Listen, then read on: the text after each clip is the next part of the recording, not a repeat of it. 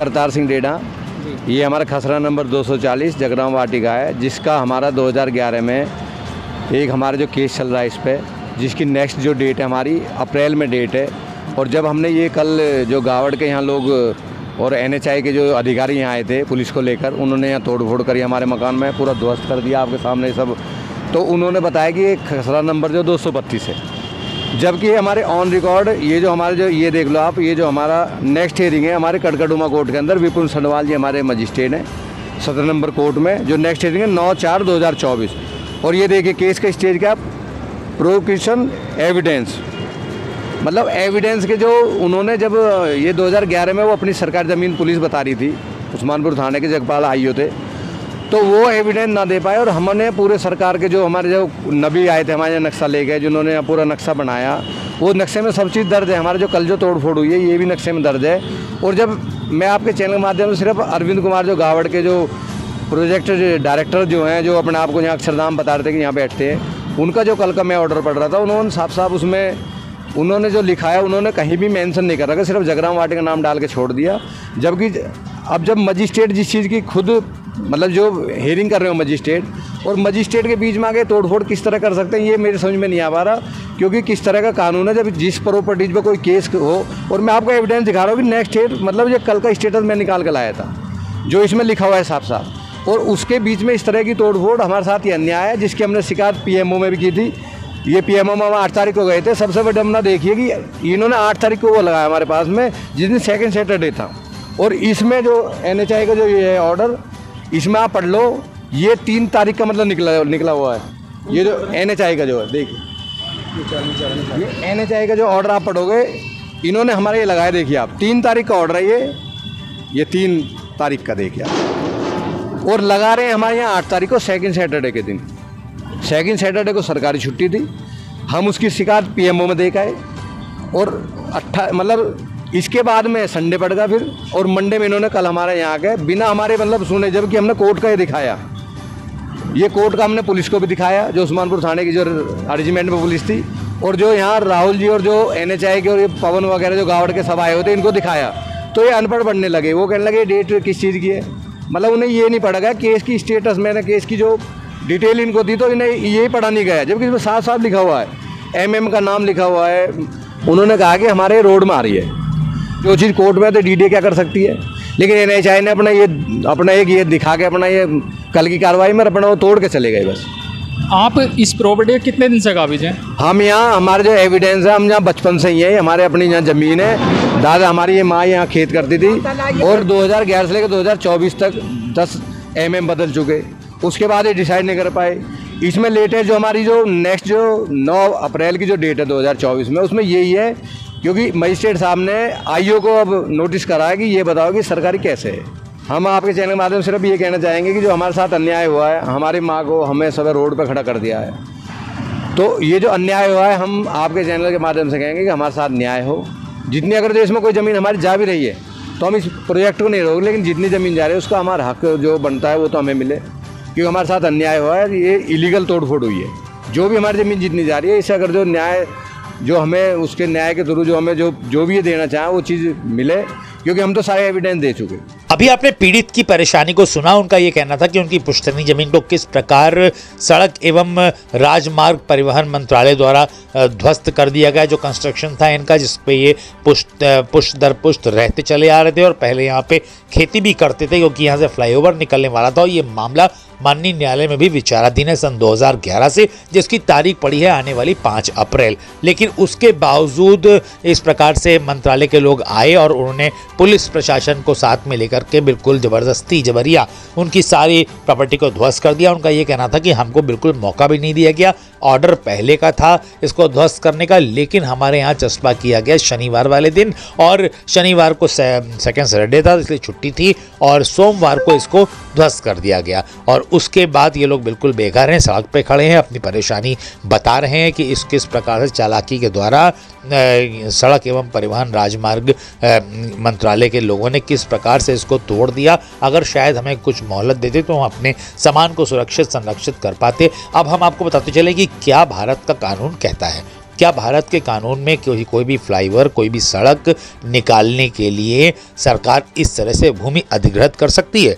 ये अपने आप में एक बड़ा सवाल है, क्योंकि अगर इस आपको बताते चलें कि भारत और पाकिस्तान दोनों में एक ही कानून है जिसका उपयोग करके सरकारें निजी भूमि का अधिग्रहण कर सकती हैं। इसके लिए सरकार द्वारा भूमि मालिकों को क्षतिपूर्ति देना आवश्यक होता है। यह मुआवजा राशि भूमि के सर्किल रेट पे निर्भर करती है। अब आपको बताते चलें कि अधिग्रहण अधिनियम 2013 एक्ट की धारा 80 में कहा गया है, जहां मुआवजा राशि का भुगतान या जमीन पर कब्जा लेने से पहले जमा नहीं किया जाता है। एक्ट में कहा गया है कलेक्टर की ओर से उस समय से 9% प्रतिवर्ष की दर से ब्याज का भुगतान किया जाएगा। अब इसमें एक और बात निकल के आती है, भारत के संविधान के अनुच्छेद 300A के मद्देनजर कानून की उचित प्रक्रिया का पालन करके किसी भी व्यक्ति को उसकी संपत्ति से वंचित नहीं किया जा सकता। कानून के तहत प्रदान किए गए मुआवजे का भुगतान न करना व्यक्ति को संपत्ति के अधिकार से वंचित करने के बराबर है। सुप्रीम कोर्ट ने माना है कि जब एक बार ये पाया जाता है कि भूमि अधिग्रहण अधिनियम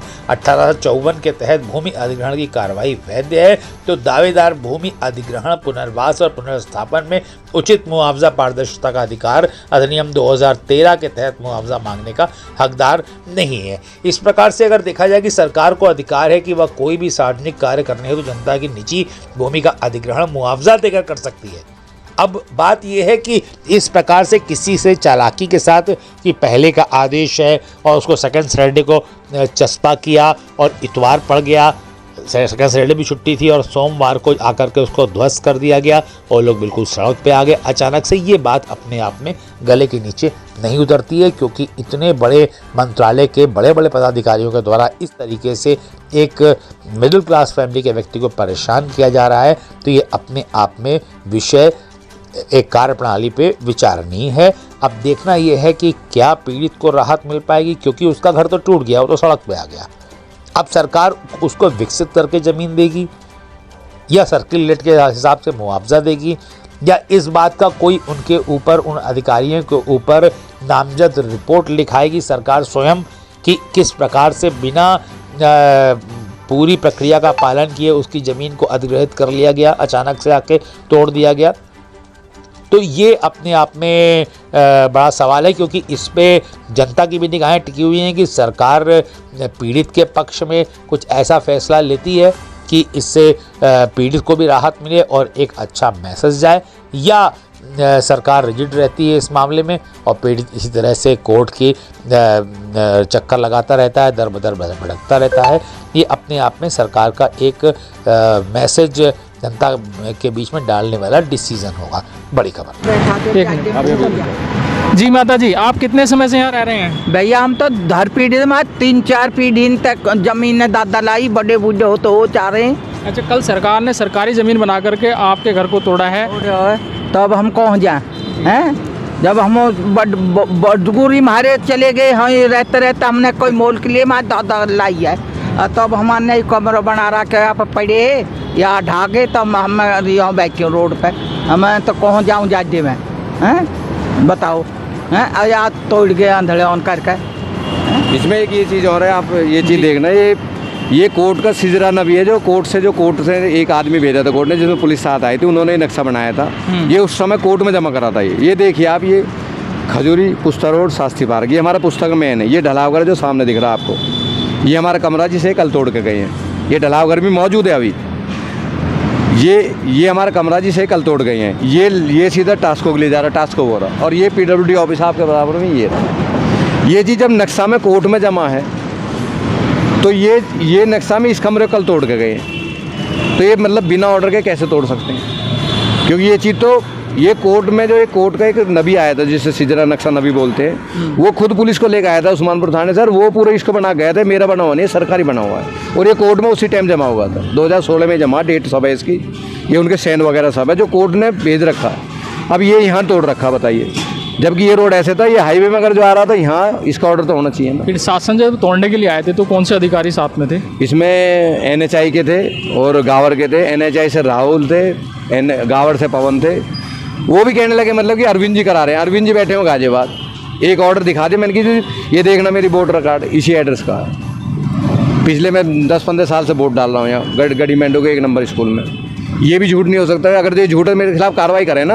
अगर ये एक भी तथ्य है मतलब इसमें झूठ है, इसमें कोई भी चीज़ जो मैं दिखा रहा हूँ कोई भी चीज़ झूठ है, तो मेरे पे सीधा सरकार के मतलब उस पर मेरे पे जो सरकारी कार्रवाई बनती है उस पर करें ना भाई। मेरे मकान तोड़ने कहते तो मेरे पे केस बना देना। क्यों केस बनता है? अगर मैं सरकारी संपत्ति पे बैठा हुआ हूँ तो सीधा सीधा मेरे पे केस बनाओ ना, क्योंकि केस तो सरकारी संपत्ति हड़पने का बनता ही बनता है। और सरकार में जो डिपार्टमेंट है वो इस काम को ना करके तोड़ फोड़ करें। ये देखना मेरा हाउस टैक्स 2004 से मैं हाउस टैक्स दे रहा हूँ, इसी कमरे का जो कल तोड़ा है। ये पूरा ये सिर्फ सरकार है, मेरी कोई नहीं है।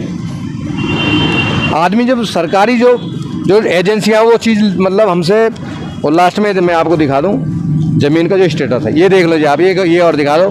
ये सरकारी ज़मीन का स्टेटस है जो 1995 में हमारी माता जी जो पुस्तिका बनती थी उस टाइम, किसान पुस्तिका, ये देखिए सारे पटवारी के सहन है। 1995 से लेकर 2024 तक के एविडेंस हमने बिजली का बिल, आधार कार्ड, ये हमने आपको दिखा दिया जो 2024 का जो जमा कराया, और 2024 के हमने आपको नेक्स्ट हियरिंग भी बता दी जो कोर्ट के अंदर है। तो ये सीधे सीधे मेरे साथ अन्याय है। और मैं आपके चैनल के माध्यम से कहना चाहूँगा अरविंद जी से कि अगर जो मेरे पिताजी के नाम की बदली फ़र्द दिखा दें तो मैं पूरी संपत्ति छोड़ने के लिए तैयार हूँ। इस पिलर की तो बात क्या है भैया मोल की होती जब